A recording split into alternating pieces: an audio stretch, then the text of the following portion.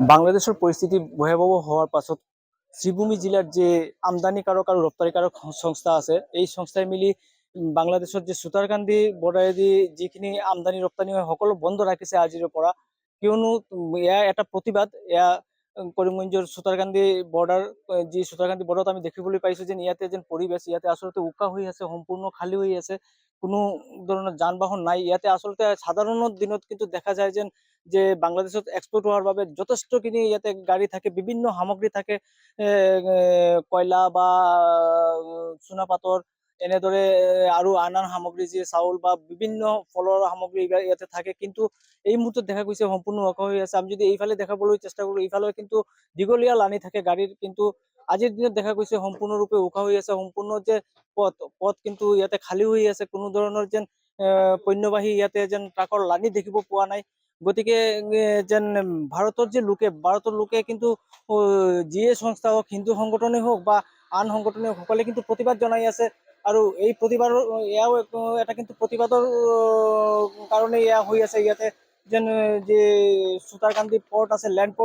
পোৰ্টত কিন্তু যে সামগ্ৰী যিখিনি যাব লাগে বাংলাদেশত এয়া কিন্তু সম্পূৰ্ণৰূপে বন্ধ ৰাখিছে আৰু ক'ব লাগিব যেন শ্ৰীভূমি জিলাৰ 4টাকৈ আমদানি ৰপ্তানিকাৰক সংগঠনে একত্ৰিত হৈ তেওঁলোকে এই সিদ্ধান্ত গ্ৰহণ কৰিছে কৰিমগঞ্জ যদি শ্ৰীভূমি জিলাত কোৱা যায় যেন দুটা পোৰ্ট আছে এটা ল্যান্ড পোৰ্ট আছে সুতাৰকান্দি পোৰ্ট আৰু এটা পোৰ্ট আছে নৈপতেৰে যিখন কালিবাৰী ঘাটৰে দুয়োটা ফালতে কিন্তু দেখা যায় যদি যেন যি আমদানি কৰিব লাগে বা ৰপ্তানি কৰা আছে সকলো কিন্তু সংস্থাগুলো বন্ধ ৰাখিছে সংস্থাৰ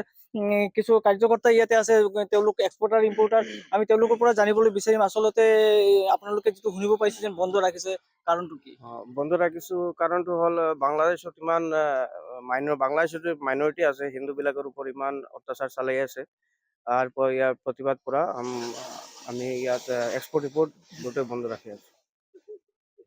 কি কব ইয়াতে আপোনালোকৰ কিছু ক্ষয়ক্ষতি হ'ব বা কি কেনেদৰে কি পৰিস্থিতি হ'ব পাৰে আজি যেটো আপুনি দেখি পাইছে যে আপুনিতো সদায় আহি থাকে আপোনালোকে ইয়াত ইমান ডাঙৰ লাইন থাকে কি 300 গাড়ী এক্সপোৰ্ট চলি থাকে এক্সপোৰ্ট ইম্পোৰ্টত তো আজি যেটো মানে এক্সপোৰ্ট ইম্পোৰ্ট বন্ধ মানৰ সিদ্ধান্ত লৈছো ইয়াত আমাৰ এই দেশৰ বহুত লছ হ'ব তাৰপিছতো আমি বিচাৰিম যে বাংলাদেশৰ ইয়াৰ পৰা এটা মেছেজ দিম যেন আপোনালোকে আপোনাৰ ইয়াত শান্তিতে সকলো থাকিব দিব লাগে তেতিয়া আমি ষ্টাৰ্ট কৰি দিম নিশ্চয়কৈ তেওঁলোকে আচলতে এটা বাৰ্তা দিব বিচাৰে বাংলাদেশক কিয়নো এয়া কিন্তু সীমা অতিক্ৰম কৰিছে বাংলাদেশত যি সনাতনিক নিৰ্যাতন আৰু লগতে মঠ মন্দিৰ ভাঙচুৰ লগতে হিন্দু সন্যাসীসকলক অন্যায়ভাৱে তেওঁলোকক জেলত ভৰি দিয়া হৈছে এইসকলক প্ৰতিবাদ জনাবলৈ যেন শ্ৰীভূমি জিলাৰ যে এক্সপোর্টার ইম্পোর্টার আছে তেওঁলোক সকলে কিন্তু হিন্দু মুছলমান সকলে মিলি কিন্তু এই সিদ্ধান্ত গ্ৰহণ কৰিছে যেন এইখন পৰ্টেদি তেওঁলোকে বৰ্তমানে যেতিয়ালৈকে বাংলাদেশৰ পৰিস্থিতি শান্ত নহয় তেতিয়ালৈকে কিন্তু তেওঁলোকে সকলো সামগ্ৰী বাংলাদেশত অনা বা বাংলাদেশক দিয়া সকলোখিনি বন্ধ ৰাখিব এই ক্ষেত্ৰত যদি দেখা যায় তেওঁলোকৰ কিন্তু যথেষ্ট যেন ক্ষতিৰো সন্মুখীন হ'ব লগতে ভাৰত চৰকাৰো কিছু ক্ষতিগ্ৰস্ত হ'ব কিয়নো ইয়াতে ডলাৰ অহাৰ কথা আছে যথেষ্টখিনি ৰাজস্ব আদায় হয় এই ৰাজস্বটো ভাৰতৰ কিছু ক্ষতি হ'ব আৰু বিশেষকৈ তেওঁলোকৰ যে যি এক্সপোৰ্টাৰ বা ইম্পোৰ্টাৰ আছে তেওঁলোকৰ কিন্তু নিজাভাৱে কিন্তু বহু ক্ষতিগ্ৰস্ত হ'ব কিয়নো এই যে সুতাৰকান্দি পোৰ্ট এয়া কিন্তু অসমৰ ভিতৰত আটাইতকৈ ডাঙৰ পোৰ্ট আৰু এইখন পোৰ্টেদি কিন্তু বহুখিনি সামগ্ৰী বাংলাদেশত ৰপ্তানি কৰা হয় গতিকে ৰপ্তানিৰ পৰা যি আমদানি হ'ব লাগে ভাৰত চৰকাৰৰ এয়া কিন্তু কিছুদিনৰ কাৰণে বন্ধ থাকিব গতিকে সকলে বিচাৰিছে বাংলাদেশৰ পৰিস্থিতি শান্ত হওক বাংলাদেশে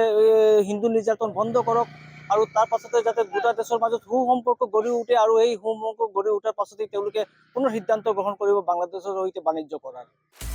আপুনি বিচৰা বাতৰি পাব কেৱল নিউজ 18 এপত নিউজ 18 এপ ডাউনলোড কৰিবলৈ স্ক্যান কৰক এই QR কোড গুগল প্লে ষ্টৰতো পাব এই নিউজ 18 এপ